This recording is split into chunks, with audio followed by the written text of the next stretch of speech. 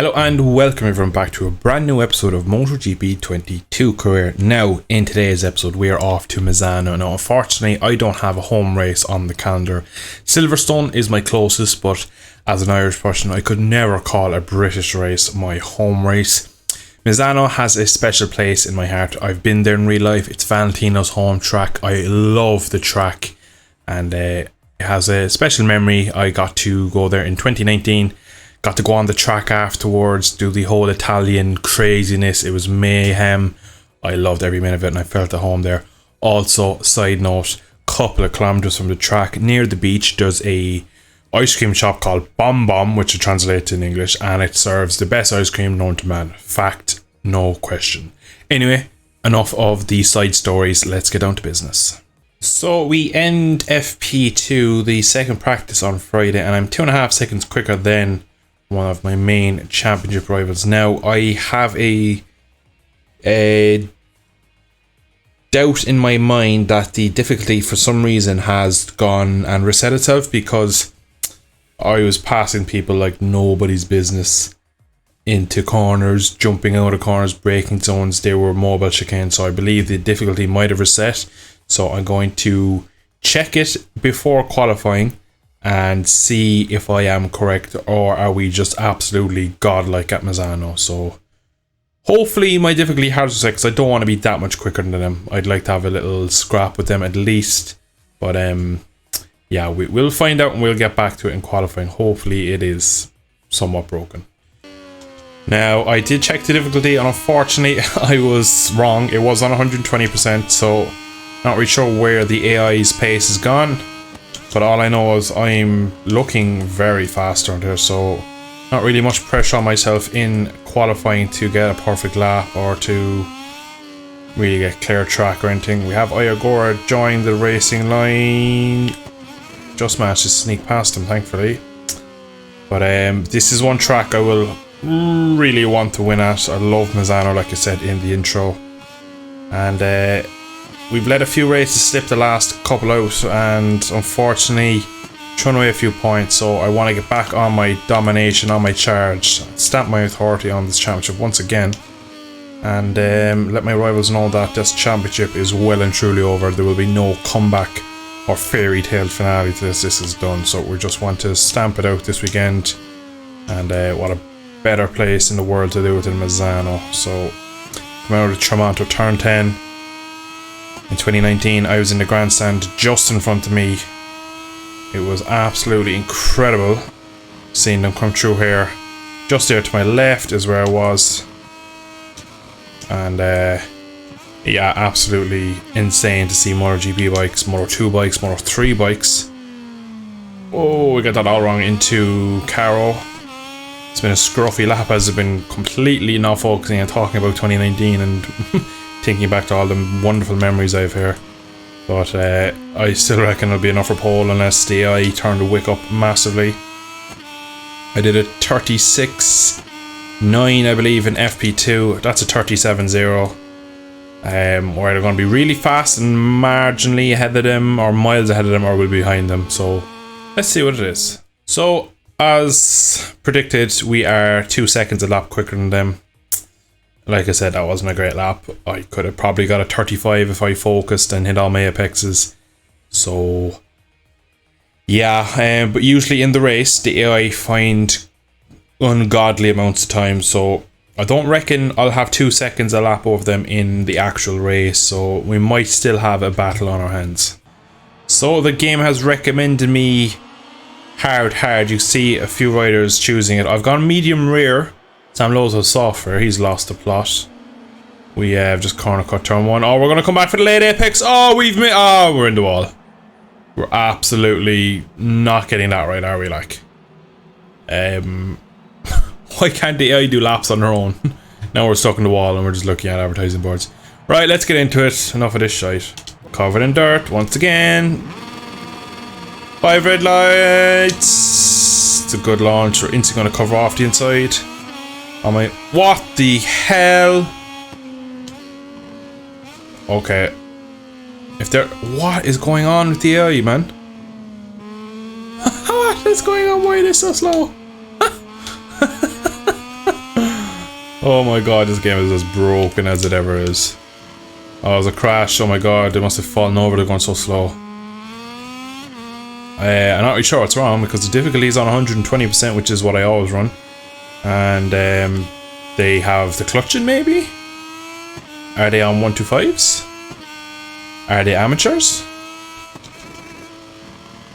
That's gonna be a long 9 laps for me since I've pulled 3 seconds in half a lap and I've spent most of it looking behind me. This is very annoying. I reckon I might be able to lap them. Is that the new challenge for the video? Yes, it is. I'm gonna push like hell. Even if I crash, I'll still beat these guys. Why are they so slow though is the real question. Like, I did want to come here and humiliate them, but like, I mean on genuine pace. This isn't genuine pace. Because I'm not even near the limit. This is parade lap pace for me. Already I have about a sector over the AI. I'm not even riding quite well. That was a poor turn. 12, 15 even. Oh, wrong corner name or number. So we are 9 seconds a lap quicker than them. We have 9 nines is 81, so 81 seconds is a minute 21. So we're probably not going to lap them. But I can go quicker. Let's see. That is the goal. See, can we lap them? I really don't know what's wrong with them. It's hilarious though. So we start lap 3 at 38.7 for me.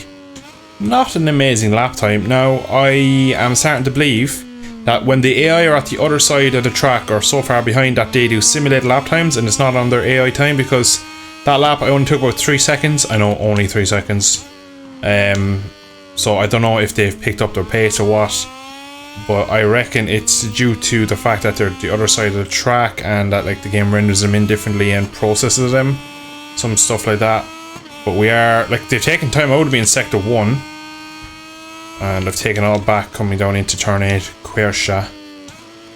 So I don't really know what to do. I feel like if I slow down, they'll just get slow again and I'll end up having to just repass them all. So I don't even know, should I put myself last and try and battle my way through, but the pace they were going, it's not worth it. So I'm kind of lost for words really what's going on with this game. Yeah, not the first time this year, unfortunately. So unfortunately the gap is not going up by that much anymore. It's going up by maybe 1.5 seconds per lap. So the chance of lapping them is gone, unfortunately, for the video. But now that I have pretty much a free session to speak freely and not have to worry about being battled by someone or knocked off, I have it on good authority and good word that the Superbike 22 game will be built on a modified version of the MotoGP 21 engine. Now, to me that seems like they've gone backwards from this game and they've tried to take another stab at GP21. So obviously this game would have been started off as 21's physics and then they would have tweaked them to what we have on release day, and then they've started over and they've patched it and this, that and the other throughout the life cycle like always. But with Superbike, I reckon they've gone back to a basic GP21 kind of a vibe and to see if they can get a better overall physics model out of it for a Superbike. Now, of course, a Superbike and a production bike compared to a all-out GP prototype, they are very, very different machines. A lot stiffer on the prototype side compared to a road-going Superbike. So overall, that will make it much more soft, sprung. Bikes will handle differently.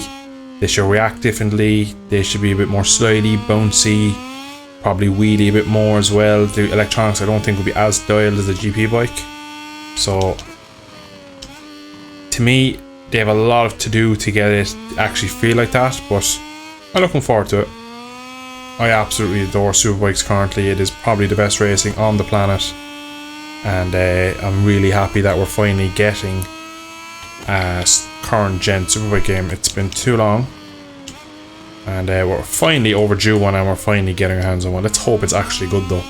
So we start the final lap of this race, and it's actually been such a long race because I've had no one to battle or no one even in sight or any gaps even managed or anything. It's just been right around at my own pace. And yeah, that was pretty much it. It's been a long old race for me.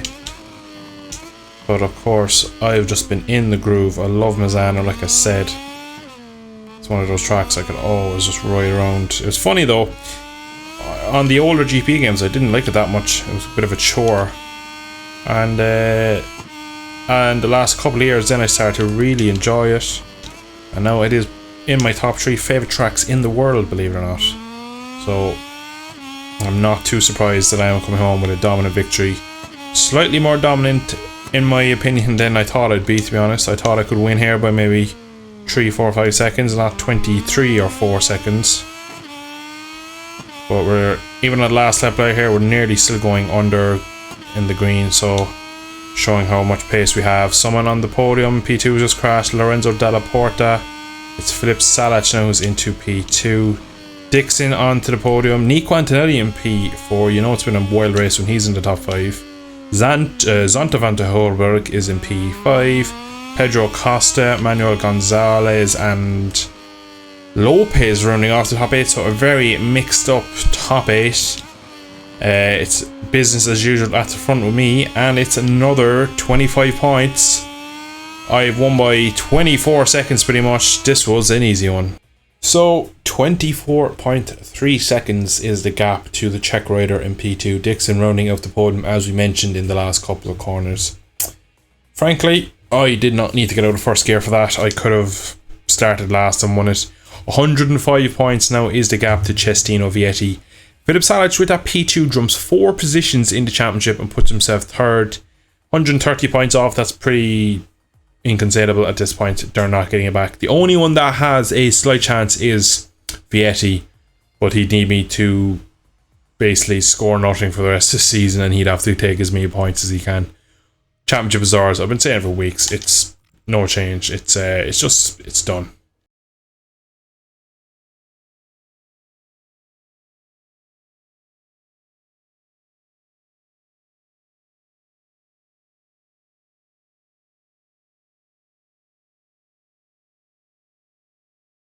So then, that is it for today's episode. Misano has been a beaut as always.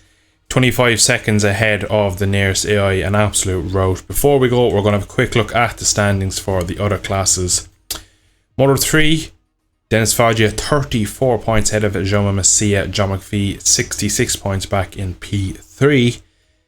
Not out of the woods yet for Foggia. Probably a 2-horse race there at best, but if Masia is going to win it, he'll need some misfortune for the Italian. We'll go to GP where I believe Fabio has jumped into the lead and disappeared, and he has. Marc Marquez jumping into P3 of late, Binder P4 late 5th. A pretty interesting top 9. Fabio is by far the fastest and probably most consistent, 50 points over Pecco. Again, I'd say that is done and dusted as it is in real life. We have a look at our own results. 1, 2, 3, 4, 5. So many podiums. I lost count. 7 race wins. Yeah, we're just dominant this year. We really have just been too good for them. Unfortunately, the AI have not been at my level. They've tried to kill me a few times, like Portimao. Everybody remembers that.